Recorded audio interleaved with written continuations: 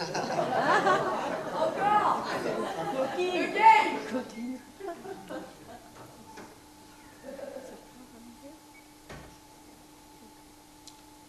On y pense tous au moins une fois. Mais lui, c'est tous les jours. Tous les jours, il s'assoit et cherche le pourquoi du pour. Il fait le point et serre les siens, relate les faits et pleure les causes. Il y a trop d'abeilles dans son essaim, mais trop peu de miel dans ses proses.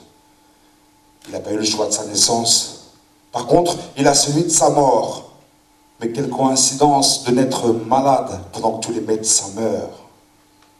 Son délire, c'est l'abstrait. Les mots et leur magie font office de carreaux, de stoppeurs, d'hémorragie.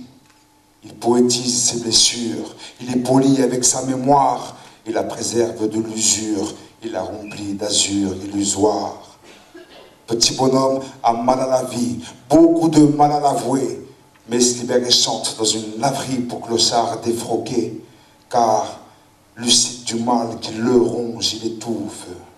Timide Zave sur papier se couche, pleurer sur son sort devant les gens, il trouve ça mortel, préfère se libérer et chanter au fond d'une ruelle. Et aujourd'hui, il est debout, et pour demain, il ne sait pas.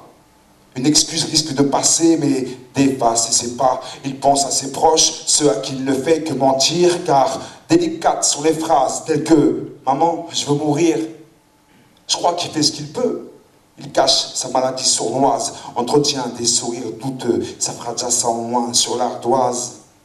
Chaque fois, il repousse. Il se pose et se décide calmement, va presque au bout du cheminement et c'est le même qu'il rebrousse. Est-il assez fort pour rester ou trop faible pour partir? La question fait débat dans les talk-shows pour plus le Cachemire. Lui, il parle plus. Manière, il n'y a plus personne qui l'écoute. Il reste dans le même bateau, mais finit le voyage dans la soute. Il imagine son enterrement, ses invités et la cérémonie, des discours d'amitié sous serment et toutes sortes de bouffonneries.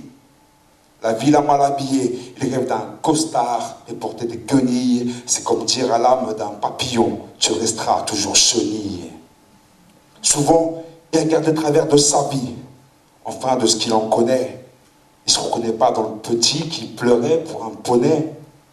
De sa mince existence, il ne demandait pas grand-chose, juste réduire la distance entre le bonheur et sa cause.